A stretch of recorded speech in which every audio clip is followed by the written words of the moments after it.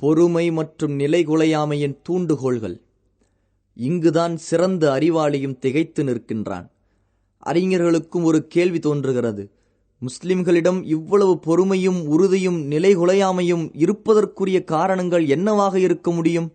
கேட்கும் போதே உடல் சிலிர்த்து உள்ளங்களில் நடுக்கம் ஏற்படும்படியான அநியாயங்களையும் அடக்குமுறைகளையும் இவர்கள் எப்படி சகித்து கொண்டார்கள்? உள்ளத்தில் ஊசலாடும் இந்த கேள்வியை முன்னிட்டே இதற்குரிய காரணங்களையும் தூண்டுகோள்களையும் சுருக்கமாக கூறிவிட வேண்டும் என்று நாம் கருதுகிறோம். முதலாவது, அல்லாஹுவின் மீது நம்பிக்கை. இவை அனைத்திற்கும் தலையாய காரணம் அல்லாஹ் ஒருவனையே நம்புவதும் அவனை முறையாக அறிந்து கொள்வதும் ஆகும். உறுதிமிக்க இறை நம்பிக்கை எவரின் உள்ளத்தில் ஊடுருவி விட்டதோ அவர் உலகத்தின் சோதனைகள் எவ்வளவுதான் அதிகமாக பெரியதாக கடுமையாக இருப்பினும் அவற்றை தனது இறை நம்பிக்கைக்கு முன் மாபெரும் வெள்ள பெருக்கின் மேல் வரும் ஒன்றுமில்லா நுரையாகவே பார்ப்பார். தான் உணரும் இறை நம்பிக்கையின் சுவைக்கு முன்னால் உலகத்தின் எவ்வளவு பெரிய கஷ்டமானாலும் அதை பொருட்படுத்த மாட்டார். இறை நம்பிக்கை உறுதியாக உள்ளத்தில் ஊடுருவிவிட்டால் அது மலைகளையும் எடை போட்டுவிடும் அளவுக்கு வலுமிக்கதாக இருக்கும். இதைத்தான் அல்லாஹ் அழகாக குறிப்பிடுகிறான். அவன்தான் மேகத்திலிருந்து மழையை பொழிவிக்கிறான். அது பொழிகின்ற நீருக்கு தக்கவாறு சிறிய பெரிய ஓடைகளாக ஓடுகிறது. அந்த ஓடைகளில் வெள்ளம் நுரைகளை மேல் சுமந்து செல்கிறது. இவ்வாறே ஆபரணங்களுக்காகவோ அல்லது மற்ற சாமான்களுக்காகவோ உலோகங்களை நெருப்பில் வைத்து உருக்கும் பொழுதும் அதை போன்ற அழுக்கு நுரையாக மிதக்கிறது. சத்தியத்திற்கும் அசத்தியத்திற்கும் அல்லாஹ் இதனை உதாரணமாக கூறுகிறான். ஏனென்றால் அழுக்கு நுரையோ பயனற்றதாக இருப்பதால் அழிந்து மறைந்து விடுகிறது. மனிதனுக்கு பயனளிக்க கூடியவையோ பூமியில் சேர்த்து வைக்கப்பட்டு நிலையாக இருக்கின்றன. இவ்வாறே நம்பிக்கையற்றவர்களை அழுக்கு நுரைக்கும் நம்பிக்கையாளர்களை பூமியில் சேர்த்து வைக்கப்படும் பயன் தரும் பொருட்களுக்கும் ஒப்பிட்டு அல்லாஹ் உதாரணம் கூறுகிறான். அல் குர்ஆன் அத்தியாயம் 13 வசனம் 17. இந்த ஒரு காரணத்தை அடிப்படையாக கொண்டு நிலைகுலையாமை, பொறுமை, சகிப்புத்தன்மை, மன அமைதி ஆகியவற்றை உறுதிப்படுத்துகின்ற மற்ற காரணங்கள் உருவாகின்றன. இரண்டாவது, உள்ளங்களை ஈர்க்கும் தலைமைத்துவம். நபி ஸல்லல்லாஹு அலைஹி வஸல்லம் அவர்கள் முஸ்லிம் சமுதாயத்திற்கு மட்டுமில்லாமல் முழு மனித குலத்திற்கும் மிக உயர்ந்த வழிகாட்டும் தலைவராக இருந்தார்கள். அழகிய குணங்களும் உயர்ந்த பண்புகளும் சிறந்த பழக்க வழக்கங்களும் பெருந்தன்மையும் அவர்களின் இயற்கை குணமாக இருந்தது. இதனால் அவர்களின் பக்கம் உள்ளங்கள் ஈர்க்கப்பட்டன. அவர்களுக்காக பல உயிர்கள் தியாகங்கள் செய்ய துணிந்தன. அவர்களிடம் இருந்த உயர்ந்த நற்பண்புகளைப் போன்று வேறு எவரும் பெற்றிருக்கவில்லை. சிறப்பு, உயர்வு, கண்ணியம், மதிப்பு, பெருந்தன்மை, வாய்மை, நன்னடத்தை, பணிவு ஆகியவற்றில் எதிரிகள் கூட சந்தேகிக்க முடியவில்லை எனும்போது அவர்களது அன்பர்கள் நண்பர்கள் பற்றி என்ன கூற முடியும்? நபி ஸல்லல்லாஹு அலைஹி வஸல்லம் அவர்களிடமிருந்து ஒரு வார்த்தையை செவிமடுத்தாலும் அதை உண்மை என்றே அவர்கள் உறுதி கொள்வார்கள். குறைஷியர்களில் 3 ஓரிடத்தில் ஒன்று கூடினார்கள். இவர்கள் ஒவ்வொருவரும் பிறருக்கு தெரியாமல் ரகசியமாக குர்ஆனை செவிமடுத்திருந்தார்கள். ஆனால் பிறகு இவர்களது ரகசியம் வெளியாகிவிட்டது. 3 ஒருவன் அவர்கள் 2ஆமவனான அபு ஜஹலிடம், முஹம்மதிடம் நீ கேட்பதை பற்றி என்ன நினைக்கிறாய் என்று கேட்டான். அதற்கு அவன், நான் என்ன கேட்டுவிட்டேன்? எங்களுக்கும் அப்து மனாப் குடும்பத்திற்கும் சிறப்பு விஷயத்தில் போட்டி வந்தபோது அவர்கள் ஏழைகளுக்கு உணவளித்தார்கள், நாங்களும் உணவளித்தோம். அவர்கள் வாகனமற்றவர்களுக்கு வாகனங்களை வழங்கினார்கள், நாங்களும் வழங்கினோம். தர்மம் செய்தார்கள், நாங்களும் தர்மம் செய்தோம். இவ்வாறு நாங்கள் நன்மையான விஷயத்தில் பந்தய குதிரைகளைப் போன்று ஆகிவிட்டோம். அப்போது அப்து மனாஃபின் குடும்பத்தார்கள், எங்களுக்கு இறை தூதர் இருக்கின்றார், அவருக்கு வானத்திலிருந்து வஹ்ய் இறை செய்தி வருகிறது என்று கூறினார்கள். அதற்கு அபுஜஹல், இந்த சிறப்பை எப்பொழுதும் நாங்கள் அடைந்து கொள்ளவே முடியாது என்று பொறாமையுடன் கூறி, நீங்கள் கூறும் இந்த நபியை ஒரு காலம் நாங்கள் ஏற்றுக்கொள்ள முடியாது, உண்மைப்படுத்தவும் முடியாது என்று கூறிவிட்டான். ஆதாரம் இப்னு ஹிஷாம். முஹம்மதே, நாங்கள் உம்மை பொய்ப்பிக்கவில்லை, நீ கொண்டு வந்த மார்க்கத்தைத்தான் பொய்ப்பிக்கின்றோம் என்று அபுஜஹல் எப்போதும் கூறி வந்தான். அதையே இந்த வசனம் சுட்டி காட்டுகிறது. நபியே, உங்களை பொய்யரென அவர்கள் கூறுவது நிச்சயமாக உங்களுக்கு கவலையை தருகின்றது என்பதை உறுதியாக நாம் அறிவோம். நிச்சயமாக அவர்கள் உங்களை பொய்யாக்கவில்லை. ஆனால் இந்த அநியாயக்காரர்கள் அல்லாஹுவின் வசனங்களையே பொய்யாக்கி நிராகரிக்கின்றனர். அல் குர்ஆன் அத்தியாயம் 6 வசனம் 33. ஒரு நாள் நபி ஸல்லல்லாஹு அலைஹி வஸல்லம் அவர்களை நிராகரிப்பவர்கள் மும்முறை எல்லை மீறி குத்தலாக பேசினார்கள். அப்போது நபி ஸல்லல்லாஹு அலைஹி வஸல்லம் அவர்கள், குறைஷி கூட்டமே, திட்டவட்டமாக நான் உங்களிடத்தில் உங்களை பலியிட்டு விடும் முடிவை கொண்டு வந்துள்ளேன். இதே நிலையில் நீங்கள் நீடித்தால் அதிவிரைவில் உங்களது கதை முடிந்துவிடும் என்று எச்சரித்தார்கள். இவ்வார்த்தை அவர்களிடையே பெரும் பதற்றத்தை ஏற்படுத்தியது. நபி ஸல்லல்லாஹு அலைஹி வஸல்லம் அவர்களுக்கு கடும் எதிரியாக இருந்தவர் கூட அவர்களை மிக அழகிய முறையில் சமாதானப்படுத்தினார். ஒருமுறை அறுக்கப்பட்ட ஒட்டகத்தின் குடல்களை சஜிதாவில் இருக்கும்போது நபி ஸல்லல்லாஹு அலைஹி வஸல்லம் அவர்களின் மீது அவர்கள் போட்டனர். அவர்களுக்கு எதிராக அல்லாஹ்விடம் நபி அவர்கள் கையேந்திய போது எதிரிகளின் சிரிப்பு மறைந்து கவலையும் துக்கமும் அவர்களை பீடித்துக் கொண்டது. நிச்சயமாக தங்களுக்கு நாசம்தான் என்பதை உறுதியாக விளங்கிக் கொண்டனர். அபுலஹபின் மகன் உத்பாவிற்கு எதிராக நபி ஸல்லல்லாஹு அலைஹி வஸல்லம் பிரார்த்தனை செய்தார்கள். நபி ஸல்லல்லாஹு அலைஹி வஸல்லம் அவர்கள் தனக்கு எதிராக செய்த பிரார்த்தனையின் பலனை சந்தித்தே ஆக வேண்டும் என்று அவன் உறுதியாக நம்பியிருந்தான். அவன் பயணத்தில் ஓரிடத்தில் தங்கியிருந்த போது சிங்கத்தை பார்த்துவிட்டு மக்காவில் இருந்து கொண்டே முஹம்மது என்னை கொலை செய்து விட்டார் என்று கத்தினான். உபை இப்னு கலஃப் நபி ஸல்லல்லாஹு அலைஹி வஸல்லம் அவர்களை கொன்று விடுவேன் என்று மிரட்டி வந்தான்.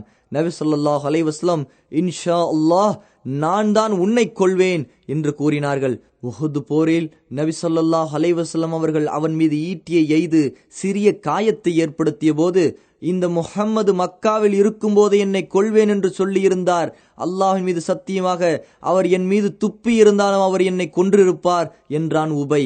இதன் விவரம் பின்னால் வர இருக்கிறது. ஆதாரம் இப்னு ஹிஷாம்.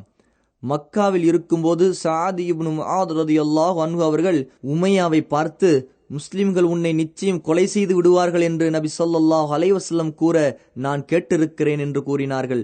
இதை கேட்ட உமையாவுக்கு மரண பயம் ஏற்பட்டு மக்காவை விட்டு வெளியேறவே மாட்டேன் என்று தனக்குத்தானே உறுதி செய்து கொண்டான். பத்ரு போர் அன்று அபுஜஹல் தன்னுடன் வந்தே ஆக வேண்டும் என்று அவனை நிர்பந்தித்த போது போரிலிருந்து தப்பிப்பதற்கு வசதியாக மக்காவில் உள்ள ஒட்டகங்களின் மிகச்சிறந்ததை வாங்கி தன்னுடன் வைத்துக் கொண்டான். அவனுடைய மனைவி, ஏ அபு சஃப்வான், மதீனாவில் உள்ள சகோதரர் உனக்கு கூறியதை நீ மறந்து விட்டாயா என்று கேட்டாள். அவன் அல்லாஹ் மீது சத்தியமாக நான் அவர்களுடன் சிறிது தூரம்தான் செல்ல நாடுகிறேன் என்று கூறினான். ஆதாரம் ஸஹீஹுல் புகாரி. இவ்வாறே நபி ஸல்லல்லாஹு அலைஹி வஸல்லம் அவர்களது எதிரிகளின் நிலை இருந்தது. நபி ஸல்லல்லாஹு அலைஹி வஸல்லம் அவர்களது தோழர்களின் நிலை எவ்வாறு இருந்ததென்றால், நபி அவர்களை தங்களது உயிரினும் மேலாக அவர்கள் மதித்தார்கள். பள்ளத்தை நோக்கி தண்ணீர் விரைந்து வருவது போல நபி அவர்களை நோக்கி அவர்களது உள்ளத்தில் உண்மையான பிரியம் விரைந்து வந்தது. காந்தத்தை நோக்கி இரும்பு ஈர்க்கப்படுவது போல உள்ளங்கள் ஈர்க்கப்பட்டன. நபி ஸல்லல்லாஹு அலைஹி வஸல்லம் அவர்கள் மீது தோழர்கள் உள்ளத்தில் இருந்த அர்ப்பணிக்கும் ஆசை அளவிட முடியாதது. நபி அவர்கள் மீது அவர்கள் வைத்திருந்த அன்பும் பிரியமும் அப்படித்தான். எனவே அவர்களுக்காக தங்களது கழுத்து துண்டிக்கப்படுவதையும் அவர்கள் பொருட்படுத்தவில்லை. ஆனால் நபி ஸல்லல்லாஹு அலைஹி வஸல்லம் அவர்களின் நகத்திற்கு ஒரு சேதம் ஏற்படுவதையோ அவர்களுக்கு ஒரு முள் தைப்பதை கூட அவர்களால் பொறுத்து கொள்ள முடியாது. ஒரு முறை அபூபக்கர் ரலியல்லாஹு அன்ஹு கல் நெஞ்சக்காரர்களால் கடுமையாக மிதிக்கப்பட்டார்கள், வன்மையாக அடிக்கப்பட்டார்கள். அந்த நேரத்தில் அங்கு வந்த உத்பா அபூபக்கரை செருப்பால் அடித்தது மட்டுமல்ல, அவர்களது முகத்தை செருப்பால் தேய்க்கவும் செய்தான். அவர்களது வயிற்றின் மீது ஏறி மிதித்தான். அவர்களது மூக்கு சிதைக்கப்பட்டதால் மூக்கு அடையாளம் தெரியாத அளவுக்கு ஆகிவிட்டது. தைம் கிளையினர் அன்னாரை ஒரு துணியில் சுமந்து சென்று அவர்களது வீட்டில் வைத்தார்கள். அனைவரும் அவர் இறந்து விட்டார் என்றே எண்ணி இருந்தார்கள். அன்று பகலின் இறுதியில் அவர்கள் பேசத் தொடங்கிய போது அல்லாஹ்வின் தூதர் எப்படி இருக்கிறார்கள் என்றுதான் கேட்டார்கள். இதை கேட்ட தைம் கிளையினர் அவரை குறை கூறிவிட்டு, அன்னாரது தாயார் உம்முல் கைரிடம் இவருக்கு உணவளியுங்கள், ஏதாவது இவருக்கு குடிக்க கொடுங்கள், அவரை கவனித்துக் கொள்ளுங்கள் என்று கூறிவிட்டு எழுந்து சென்றார்கள். அன்னாரது தாய் அனைவரும் சென்ற பின் உணவு சாப்பிட அவரை வற்புறுத்தி கொண்டே இருந்தார். ஆனால் அபூபக்கரோ அல்லாஹ்வின் தூதர் என்னவானார்கள் என்று கேட்டுக்கொண்டே இருந்தார்கள். அவர்களது தாய், உனது தோழரை பற்றி அல்லாஹ் மீது சத்தியமாக ஒன்றுமே எனக்கு தெரியாது என்று கூறினார். நீங்கள் கத்தாபின் மகள் உம்மு ஜமீல் உமரின் சகோதரியிடம் சென்று நபி ஸல்லல்லாஹு அலைஹி வஸல்லம் அவர்களை பற்றி விசாரித்து வாருங்கள் என்று அபூபக்கர் ரலியல்லாஹு அன்ஹு கூறினார்கள்.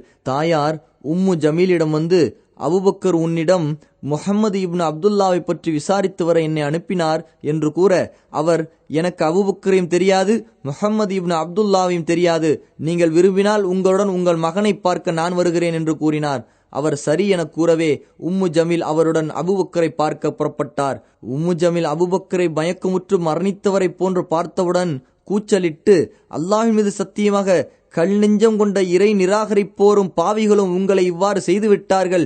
அல்லாஹ் உங்களுக்காக அவர்களிடம் பழிவாங்க வேண்டுமென நான் ஆதரவு வைக்கிறேன் என்று கூறினார். அவரிடம் அபூபக்கர் ரலியல்லாஹு அன்ஹு, அல்லாஹ்வின் தூதர் எப்படி இருக்கிறார்கள் என்று கேட்டதற்கு, இதோ உமது தாய் நமது பேச்சை கேட்டுக்கொண்டிருக்கிறார்கள் என்று கூறவே, அவரை பற்றி பரவாயில்லை என்று கூறியவுடன் நபி ஸல்லல்லாஹு அலைஹி வஸல்லம் நல்ல விதமாக பாதுகாப்புடன் இருக்கிறார்கள் என்று உம்மு ஜமீல் கூறினார். அவர் எங்கிருக்கிறார் என்று அபூபக்கர் ரலியல்லாஹு அன்ஹு கேட்கவே, அவர்கள் தாருல் அர்கமில் இருக்கிறார்கள் என்றவுடன், அல்லாஹ்வின் தூதரை சென்று பார்க்காமல் நான் உண்ணவும் மாட்டேன், குடிக்கவும் மாட்டேன், இது அல்லாஹ்விற்காக என் மீது கடமையாகும் என்று நேர்ச்சி செய்து கொண்டார்கள். அன்னாரது தாயாரும் உம்மு ஜமீலும் ஆள் நடமாட்டங்கள் குறைந்து மக்களின் ஆரவாரங்கள் அமைதியாகும் வரை சற்று தாமதித்து நபி ஸல்லல்லாஹு அலைஹி வஸல்லம் அவர்களிடம் அவரை அழைத்துச் சென்றார்கள். அபூபக்கர் ரலியல்லாஹு அன்ஹு நடக்க இயலாமல் அவர்கள் இருவர் மீதும் சாய்ந்து நடந்து சென்றார்கள். ஆதாரம் அல் பிதாயா வன் நிஹாயா. இந்த நூலின் பல இடங்களில் நபி ஸல்லல்லாஹு அலைஹி வஸல்லம் அவர்களின் மீது நபித்தோழர்கள் வைத்திருந்த அன்பை விவரிக்கும் அற்புதமான சம்பவங்களை எல்லாம் நாம் கூறுவோம்.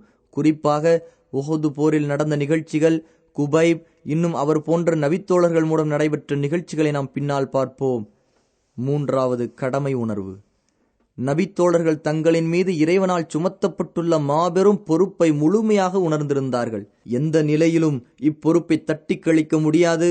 இப்பொறுப்பை ஏற்றுக்கொள்ளாமல் விலகிக் கொள்ளும் போது ஏற்படக்கூடிய மிக மோசமான முடிவை விட இந்த உலகத்தின் சிரமங்களை தாங்கிக் கொள்வதே மேல். இப்பொறுப்பை ஏற்றுக்கொள்ளவில்லை என்றால் தங்களுக்கும் மனித சமுதாயத்திற்கும் ஏற்படும் நஷ்டத்தை இந்த பொறுப்பினை சுமந்து கொள்ளும் போது சந்திக்கும் சிரமங்களுடன் ஒரு காலம் ஒப்பிட முடியாது என்று நபித்தோழர்கள் மிக தெளிவாக அறிந்து வைத்திருந்தனர்.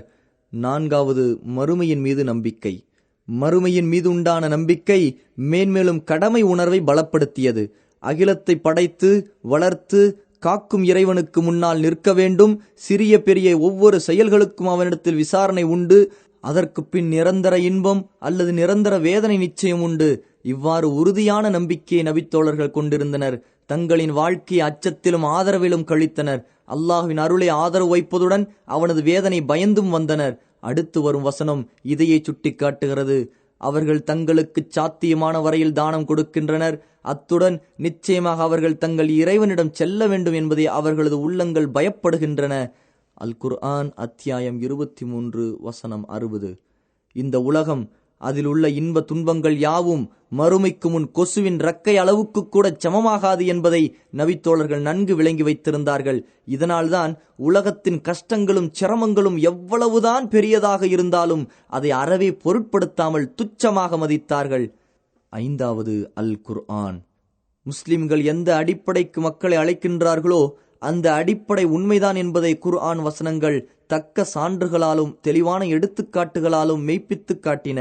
மேலும் மிக உயர்ந்த மனித சமூகமான இஸ்லாமிய சமூகம் அமைய வேண்டிய அடிப்படைகளை மேன்மை மிகு குர்ஆன் சுட்டி காட்டியது. இதில் நேரிடும் இன்னல்களை சகித்துக் கொள்ள வேண்டும், எதிர்ப்புகள் தலைதூக்கும் போது துணிவுடன் இருக்க வேண்டும் என்பதை முன் சென்ற சமுதாயங்களை எடுத்துக்காட்டி அவர்களை பற்றிய செய்திகளில் நல்ல படிப்பினைகளையும் ஞானங்களையும் வழங்கியது.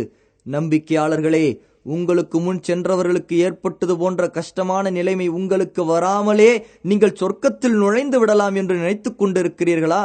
உங்களைப் போல நம்பிக்கை கொண்ட அவர்களையும் அவர்களுடைய தூதரையும் வாட்டும் வறுமையிலும் நோயிலும் பீடித்து அவர்கள் வருந்தி தங்களுடைய கஷ்டங்களை நீக்கி வைக்க அல்லாஹுடைய உதவி எப்பொழுது வரும் என்று கேட்டதற்கு அல்லாஹுடைய உதவி நிச்சயமாக இதோ சமீபத்தில் இருக்கிறது என்று நாம் ஆறுதல் கூறும் வரையில் அவர்கள் ஆட்டி வைக்கப்பட்டார்கள். அல் குர்ஆன் அத்தியாயம் 2 வசனம் 214. அலிஃப் லாம் மீம். மனிதர்கள் நாங்கள் நம்பிக்கை கொண்டோம் என்று கூறினால் மட்டும் போதுமானது, அதனை பற்றி அவர்கள் சோதிக்கப்படாமல் விட்டுவிடப்படுவார்கள் என்று எண்ணிக்கொண்டிருக்கின்றனரா? இவர்களுக்கு முன்னிருந்தவர்களை எல்லாம் நிச்சயமாக நாம் சோதித்தே இருக்கின்றோம். ஆகவே நம்பிக்கை கொண்டோம் என்று கூறும் இவர்களில் உண்மை சொல்பவர்கள் எவர்கள் என்பதை நிச்சயமாக அல்லாஹ் சோதித்து அறிந்து கொள்வான். அவ்வாறே இதில் பொய் சொல்பவர்கள் எவர்கள் என்பதையும் நிச்சயமாக அவன் சோதித்து அறிந்து கொள்வான். அல் குர்ஆன் அத்தியாயம் 29 வசனங்கள் 1-3 வரை. மேலும் குர்ஆன் வசனங்கள் அல்லாஹ்வை மறுத்தவர்களின் கேள்விகளுக்கும் சந்தேகத்திற்கும் முற்றிலும் தெளிவான பதில்களை தந்ததுடன் இதே வழிகட்டில் அவர்கள் நிலைத்திருந்தால் அவர்களுக்கு ஏற்படும் கெட்ட முடிவை பற்றியும் எச்சரித்தன. இதற்கு ஆதாரமாக அல்லாஹ் தனது நேசர்கள் மற்றும் எதிரிகள் ஆகியோருடன் நடந்து கொண்ட வரலாற்று சம்பவங்களை தெளிவாக குர்ஆன் வசனங்கள் எடுத்து கூறின. சில நேரங்களில் மிகவும் மிருதுவாக அவர்கள் இருந்த வழிகட்டை உணர்த்தி விளக்கமளிக்க வேண்டிய கடமையையும் குர்ஆன் வசனங்கள் செய்தன. குர்ஆன் முஸ்லிம்களை வேறொரு உலகத்திற்கு அழைத்துச் சென்றது. இப்பிரபஞ்சத்தில் உள்ள அல்லாஹ்வின் அற்புத படைப்புகளையும் அவன் அவற்றை அழகிய முறையில் நிர்வகிப்பதையும் அதன் மூலம் அவனே வணங்குவதற்கு தகுதியானவன் என்பதையும் அவனை வணங்கும் போது அவன் பொழியச் செய்யும் அன்பு, அருள், பொருத்தம் எவ்வளவு மகத்துவம் மிக்கது, எவ்வளவு பாக்கியம் பெற்றது என்பதையும் குர்ஆன் முஸ்லிம்களுக்கு விளங்க வைத்தது. இதன் மூலம் முஸ்லிம்கள் அடைந்த மன திருப்திக்கும் மன அமைதிக்கும் எதுவும் சமமாக முடியாது. இவ்வகையான வசனங்களில் முஸ்லிம்களிடம் நேரடியாக அழைத்து பேசிய வசனங்களும் உள்ளன. அவற்றில் இதுவும் ஒன்றாகும். அவர்களது இறைவன் தன்னுடைய அன்பையும் பொருத்தத்தையும் அளித்து சொர்க்கங்களையும் தருவதாக அவர்களுக்கு நற்செய்தி கூறுகின்றான். அவர்களுக்கு அவற்றில் என்றென்றும் நிலையான இன்பம் உண்டு. அல் குர்ஆன் அத்தியாயம் 9 வசனம் 21. தங்களுக்கு அநீதி இழைத்து தங்கள் மீது வரம்பு மீறி கொடுமை புரிந்த இறை மறுப்பாளர்களான தங்களின் எதிரிகளின் நிலை நாளை மறுமையில் எவ்வாறு இருக்கும் என்று முஸ்லிம்கள் அறிந்து கொள்ளும் பொருட்டு அவர்களுக்கு அதையும் குர்ஆன் தெளிவுபடுத்தியது. இவர்கள் நரகத்திற்கு முகம் குப்புற இழுத்துச் செல்லும் நாளில் இவர்களை நோக்கி உங்களை நரக நெருப்பு பொசுக்குவதை சுவைத்து பாருங்கள் என்று கூறப்படும். அல் குர்ஆன் அத்தியாயம் 54 வசனம் 48. அந்த நிராகரிப்பவர்கள் நாளை மறுமையில் அல்லாஹ்வின் விசாரணை செய்யப்பட்டு கைதிகளாக விலங்கிடப்பட்ட நிலையில் முகம் குப்புற நரகில் வீசி எறியப்படுவார்கள். இதோ சக்கர், நரகத்தின் வேதனை சுவைத்துக் கொள்ளுங்கள் என்று அவர்களுக்கு கூறப்படும். 6வது, வெற்றியின் நற்செய்திகள். கொடுமைகளையும் துன்பங்களையும் சந்தித்த அன்றும் அதற்கு முன்பும் இஸ்லாமை ஏற்றுக்கொள்வது என்பது சோதனைகளையும் மரணங்களையும் சந்திப்பது மட்டுமல்ல என்பதை முஸ்லிம்கள் அறிந்து வைத்திருந்தனர். மாறாக இஸ்லாமிய அழைப்பின் நோக்கம் முற்றிலும் அறியாமையால் நிரம்பிய கொள்கைகளையும் அதன் அநியாயமான சடங்குகளையும் அடியோடு ஒழித்து விடுவதே ஆகும். இதன் மூலம் பூமி அனைத்திலும் தனது ஆதிக்கத்தை நிலைநாட்டி உலகில் உள்ள அனைத்து அரசியல் அமைப்புகளையும் வெற்றி கண்டு முழு மனித சமுதாயத்திற்கும் அல்லாஹ்வின் பொருத்தத்தின்பால் வழிகாட்டுகிறது. மேலும் படைப்பினங்களை மனிதர்கள் வணங்குவதிலிருந்து வெளியேற்றி படைத்த அல்லாஹ்வை வணங்கும் வழிக்கு இஸ்லாம் அழைத்துச் சென்றது என்று அவர்கள் அறிந்து வைத்திருந்தனர். இது போன்ற நற்செய்திகளை சில நேரங்களில் மிக தெளிவாகவும் சில நேரங்களில் சூசகமாகவும் முஸ்லிம்களுக்கு குர்ஆன் விளக்கிக் கொண்டே இருந்தது. அக்காலகட்டத்தில் முஸ்லிம்கள் மிகுந்த நெருக்கடிக்கு ஆளாகியிருந்தார்கள். அவர்களது வாழ்க்கையே முற்றிலும் அழிந்து விடும்படியான சோதனைகளும் நிகழ்ந்தன. அப்போது முன் சென்ற வசனங்கள் இறங்கின. அந்த வசனங்களின் கருத்துகள் முற்றிலும் மக்கா முஸ்லிம்களின் நிலைமைகளுக்கும் நிராகரிப்பவர்களின் நிலைமைகளுக்கும் மிக பொருத்தமாக இருந்தன. மேலும் அந்த வசனங்களில் நிராகரிப்பவர்கள் மற்றும் அநியாயக்காரர்களின் முடிவு அழிவுதான் என்றும் நல்லோர்கள் நிச்சயமாக இந்த பூமியில் நிலைப்பார்கள் என்றும் அறிவுறுத்தப்பட்டது. ஆக குர்ஆனில் கூறப்பட்ட சரித்திரங்களில் வெகு விரைவில் மக்காவாசிகள் தோல்வியுறுவார்கள், இஸ்லாமும் முஸ்லிம்களும் வெற்றி பெறுவார்கள் என்று தெளிவான முன் அறிவிப்புகள் இருந்தன. இறை நம்பிக்கையாளர்கள்தான் வெற்றி பெறுவார்கள் என்ற நற்செய்தி கூறும் பல வசனங்களும் இக்காலகட்டத்தில் இறங்கின. அல்லாஹ் கூறுகிறான், நம்முடைய தூதர்களாகிய நம் அடியார்களை பற்றி ஏற்கனவே நம்முடைய வாக்கு நிச்சயமாக முந்திவிட்டது. ஆதலால் நிச்சயமாக அவர்கள் உதவி செய்யப்படுவார்கள். நிச்சயமாக அவர்களுடைய படையினர்களாகிய நம்பிக்கையாளர்கள் தான் வெற்றி பெறுவார்கள். ஆதலால் நபியே, சிறிது காலம் வரையில் அல்லாஹ்வை நிராகரிக்கும் இவர்களிலிருந்து நீங்கள் விலகி இருங்கள்.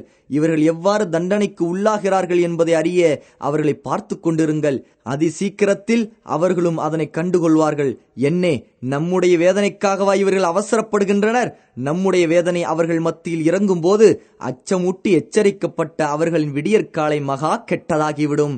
அல் குர்ஆன் அத்தியாயம் 37 வசனங்கள் 171 177 வரை. வெகு விரைவில் இவர்களுடைய கூட்டம் சிதறடிக்கப்பட்டு இவர்கள் புறங்காட்டிச் செல்வார்கள். அல் குர்ஆன் அத்தியாயம் 54 வசனம் 45. இவர்களுடைய கூட்டத்தினர் எம்மாத்திரம்? மற்ற கூட்டத்தினர்களைப் போலவே இவர்களும் முறியடிக்கப்படுவார்கள். அல் குர்ஆன் அத்தியாயம் 38 வசனம் 11. ஹபஷாவிற்கு சென்று குடியேறிய முஸ்லிம்களை பற்றி இந்த வசனம் இறங்கியது. நம்பிக்கையாளர்களே, உங்களில் எவர்கள் எதிரிகளால் துன்புறுத்தப்பட்டு பின்னர் அல்லாஹுக்காக தங்கள் ஊரை விட்டு புறப்பட்டார்களோ அவர்களுக்கு நிச்சயமாக நாம் இந்த உலகிலும் நல்ல இருப்பிடத்தையே தருவோம். மறுமையின் கூலியோ இதைவிட மிக பெரியது. இதனை அவர்கள் அறிந்து கொள்ள வேண்டுமே. அல் குர்ஆன் அத்தியாயம் 16 வசனம் 41. நபி யூசுப் அலைஹிஸ்ஸலாத்து வஸ்ஸலாம் அவர்களின் வரலாற்றை விசாரித்த அந்த மக்களுக்கு பதில் கூறும்போது அதில், நபியே, நிச்சயமாக யூசுப் மற்றும் அவரது சகோதரர்களுடைய சரித்திரத்தை பற்றி வினவுகின்ற இவர்களுக்கு இதில் பல படிப்பினைகள் இருக்கின்றன. அல் குர்ஆன் அத்தியாயம் 12 வசனம் 7 என்றும் அல்லாஹ் கூறினான். அதாவது நபி யூசுப் அலைஹிஸ்ஸலாத்து வஸ்ஸலாம் அவர்களின் வரலாற்றை விசாரித்த மக்காவாசிகளே, அவர்களின் சகோதரர்களுக்கு ஏற்பட்ட தோல்வியைப் போன்றே நீங்களும் தோல்வியை சந்திக்க இருக்கிறீர்கள். அவர்கள் அடிபணிந்தது போன்றே நீங்களும் வெகு விரைவில் அடிபணிவீர்கள் என்று அறிவுறுத்தப்பட்டது. இறை தூதர்களை நினைவு கூர்ந்து அல்லாஹ் கூறுகிறான், தங்களிடம் வந்த நம்முடைய தூதர்களை நிராகரித்தவர்கள் அவர்களை நோக்கி, நிச்சயமாக நீங்கள் நம்முடைய மார்க்கத்தில் திரும்பிவிட வேண்டும், இல்லையேல் நாங்கள் உங்களை எங்களுடைய ஊரிலிருந்து வெளியேற்றி விடுவோம் என்று கூறினார்கள். அதற்கு அவர்களுடைய இறைவன் அந்த தூதர்களை நோக்கி, நிச்சயமாக நாம் இந்த அநியாயக்காரர்களை அழித்து விடுவோம் என்றும் உங்களை அவர்களுக்கு பின்னர் அவர்களுடைய பூமியில் நிச்சயமாக நாம் குடியேறச் செய்வோம் என்றும் வஹீ மூலம் அறிவித்து, இது எவர் என் முன்னால் விசாரணைக்காக நிற்பதை பயந்தும் என் அச்சமூட்டலை பயந்தும் நடக்கின்றாரோ அவருக்கு ஒரு சன்மானமாகும் என்றும் அவர்களுடைய இறைவன் அறிவித்தான். அல் குர்ஆன் அத்தியாயம் 14 வசனங்கள் 13 மற்றும் 14. பாரசீகர்களுக்கும் ரோமர்களுக்கும் மிக கடுமையான போர் கொழுந்து விட்டு எரிந்து கொண்டிருந்த நேரத்தில் மக்காவாசிகள் இணை வைப்போர்களாகிய பாரசீகர்களே வெற்றி பெற வேண்டும் என்று விரும்பினார்கள். ஆனால் முஸ்லிம்கள் அல்லாஹ்வையும் மறுமையினாலையும் நம்புகின்ற ரோமர்களே வெற்றி பெற வேண்டும் என்று விரும்பினார்கள். அப்போது அந்த போரில் பாரசீகர்கள் தான் வலுப்பெற்று முன்னேறியும் வந்த நேரத்தில் இன்னும் சில ஆண்டுகளில் ரோமர்கள் பாரசீகர்களை வீழ்த்தி விடுவார்கள் என்ற நற்செய்தியை அல்லாஹ் இறக்கி வைத்தான். அத்துடன் நிறுத்திக் கொள்ளாமல் மற்றொரு நற்செய்தியும் கூறினான். அதுதான் முஸ்லிம்களுக்கு அல்லாஹ்வின் உதவி வெகு விரைவில் உண்டு என்பது. நமக்கு சமீபமான பூமியில் உள்ள ரூம் வாசிகள் தோல்வி அடைந்தனர். அவர்கள் இன்று தோல்வி அடைந்து விட்ட போதிலும் அதி சீக்கிரத்தில் வெற்றி அடைவார்கள். அதுவும் சில ஆண்டுகளுக்குள்ளாகவே வெற்றி அடைவார்கள். வெற்றி தோல்வி என்ற விஷயம் இதற்கு முன்னரும் இதற்கு பின்னரும் அல்லாஹுவுக்கே சொந்தமானது. அவர்கள் வெற்றியடையும் அந்நாளில் நம்பிக்கையாளர்கள் அல்லாஹ்வின் உதவியைக் கண்டு மகிழ்ச்சி அடைவார்கள். அல்லாஹ் தான் விரும்பியவர்களுக்கு உதவி புரிகிறான். அவன் அனைவரையும் மிகைத்தவனும் கிருபை உடையவனுமாக இருக்கின்றான். அல் குர்ஆன் அத்தியாயம் 30 வசனங்கள் 2-5 வரை. நபி ஸல்லல்லாஹு அலைஹி வஸல்லம் அவர்களும் அவ்வப்போது இதுபோன்று நற்செய்திகளை மக்களுக்கு கூறி வந்தார்கள். ஹஜ்ஜுடைய காலங்களில் உக்கால், மஜன்னா, தில் மஜாஸ் என்ற இடங்களில் தூதுத்துவத்தை எடுத்துக் கூறுவதற்காக மக்களை சந்திக்கும் போது சொர்க்கத்தின் நற்செய்தி மட்டுமல்லாது இவ்வுலக வாழ்க்கையின் வெற்றியை கொண்டும் நற்செய்தி கூறி வந்தார்கள். மக்களே, லா இலாஹ இல்லல்லாஹ், வணக்கத்திற்குரிய இறைவன் அல்லாஹ்வை தவிர வேறு யாரும் இல்லை என்று கூறுங்கள், வெற்றி அடைவீர்கள். அதன் மூலம் அரபியர்களை நீங்கள் ஆட்சி செய்யலாம். அரபி அல்லாதவர்கள் உங்களுக்கு பணிந்து நடப்பார்கள். நீங்கள் இறந்து விட்டாலும் சொர்க்கத்தில் மன்னர்களாகவே இருப்பீர்கள். ஆதாரம் இப்னு சஅத். உத்பா இப்னு ரபியா உலக ஆசாபாசங்களை காட்டி நபி ஸல்லல்லாஹு அலைஹி வஸல்லம் அவர்களிடம் பேரம் பேசி அவர்களை பணிய வைக்க முயன்ற போது நபி ஸல்லல்லாஹு அலைஹி வஸல்லம் அவர்கள் அவனுக்கு கூறிய பதிலையும் அந்த பதிலில் இருந்து இஸ்லாம் நிச்சயம் மிகைத்தே தீரும் என்று உத்பா விளங்கிக் கொண்டதையும் இதற்கு முன் நாம் கூறியிருக்கிறோம். இவ்வாறே அபு தாலிபிடம் வந்த கடைசி குழுவினருக்கு கூறிய பதிலையும் நாம் முன்பே பார்த்திருக்கின்றோம். அந்த பதிலில் ஒரே ஒரு வார்த்தையைத்தான் நான் உங்களிடத்தில் எதிர்பார்க்கிறேன். அந்த வார்த்தையினால் அரபியர் உங்களுக்கு பணிவார்கள், அரபியர் அல்லாதவர்களையும் நீங்கள் ஆட்சி செய்யலாம் என்று மிக தெளிவாக அந்த மக்களுக்கு எடுத்துரைத்தார்கள். கப்பாப் இப்னு அரத் ரலியல்லாஹு அன்ஹு கூறுகிறார்கள், நபி ஸல்லல்லாஹு அலைஹி வஸல்லம் காபாவின் நிழலில் தங்களது போர்வையை தலையணையாக வைத்து படுத்திருந்த போது நான் அவர்களிடம் வந்தேன். அப்போது இணை வைப்பவர்கள் புறத்திலிருந்து பல சிரமங்களை நாங்கள் சந்தித்துக் கொண்டிருந்தோம். நான் நபி ஸல்லல்லாஹு அலைஹி வஸல்லம் அவர்களிடம், அல்லாஹ்விடத்தில் அநியாயக்காரர்களுக்கு எதிராக பிரார்த்திக்க மாட்டீர்களா என்று கேட்டேன். நபி ஸல்லல்லாஹு அலைஹி வஸல்லம் அவர்களின் முகம் சிவந்து விட்டது. படுத்திருந்தவர்கள் எழுந்து அமர்ந்து, உங்களுக்கு முன்னிருந்த மக்களில் ஒருவர் இஸ்லாமை ஏற்றுக்கொண்டதற்காக அவரின் எலும்பு, சதை, நரம்புகளை ரம்பத்தால் அறுக்கப்பட்டன. ஆனால் அத்தகைய துன்பமும் கூட அவரை மார்க்கத்திலிருந்து திருப்பவில்லை. நிச்சயமாக அல்லாஹ் இந்த மார்க்கத்தை முழுமையாக்கியே தீருவான். அப்போது யமன் நாட்டில் உள்ள சன்ஆ நகரத்திலிருந்து ஹலரமௌத் நகரம் வரை அல்லாஹ்வின் அச்சத்தை தவிர வேறு எந்தவித அச்சமுமின்றி பயணம் செய்பவர் பயணிக்கலாம். ஆனால் நீங்கள் அல்லாஹ்வின் உதவி விரைவாக கிடைக்க வேண்டும் என்று அவசரப்படுகிறீர்கள் என்று கூறினார்கள். ஆதாரம் சஹீஹுல் புகாரி. இது போன்ற நற்செய்திகளை மறைமுகமாகவோ அந்நியர்களுக்கு தெரியாமல் ரகசியமாகவோ நபி ஸல்லல்லாஹு அலைஹி வஸல்லம் அவர்கள் கூறவில்லை. மாறாக முஸ்லிம்கள் இந்த நற்செய்தியை தெரிந்து வைத்திருந்தது போலவே நிராகரிப்பவர்களும் தெரிந்து வைத்திருந்தார்கள். அஸ்வத் இப்னு முத்தலிபும் அவனது கூட்டாளிகளும் நபித்தோழர்களை எப்போது பார்த்தாலும் இடித்துரைப்பதும் கிண்டல் செய்வதுமாகவே இருந்தனர். மேலும் இதோ பாருங்கள், கிஸ்ரா கைசரின் நாடுகளுக்கு வாரிசுகளாக ஆகப் போகும் அரசர்கள் உங்களை கடந்து செல்கிறார்கள் என்று நபித்தோழர்களை குத்தி காண்பித்து விசில் அடித்து கைதட்டி கேலி செய்வார்கள். இவ்வுலகில் அதிவிரைவில் ஒளிமயமான சிறப்புமிக்க எதிர்காலம் உண்டு என்று கூறப்பட்ட நற்செய்திகளால் எல்லா புறத்திலிருந்தும் தங்களுக்கு இழைக்கப்பட்டு வந்த கொடுமைகளையும் அநியாயங்களையும் கோடை காலத்தில் வெகு விரைவில் கலைந்துவிடும் மேகமூட்டமாகவே நபித்தோழர்கள் கருதினார்கள். மேலும் இந்த நற்செய்திகள் உலக வெற்றியை மட்டும் குறிப்பிடாமல் அழியாத மறுமையில் நிலையான சொர்க்கம் முஸ்லிம்களுக்கு உண்டு என்று கூறியன. இது நபித்தோழர்களுக்கு மிகுந்த ஆறுதலையும் ஆதரவையும் கொடுத்தது. இது மட்டுமல்லாமல் முஸ்லிம்களின் ஆன்மாவிற்கு நபி ஸல்லல்லாஹு அலைஹி வஸல்லம் இறை நம்பிக்கை எனும் பயிற்சி மூலம் வலுவூட்டி வந்தார்கள். அவர்களை குர்ஆன் மற்றும் நல்லுபதேசங்களால் பரிசுத்தமாக்கினார்கள்.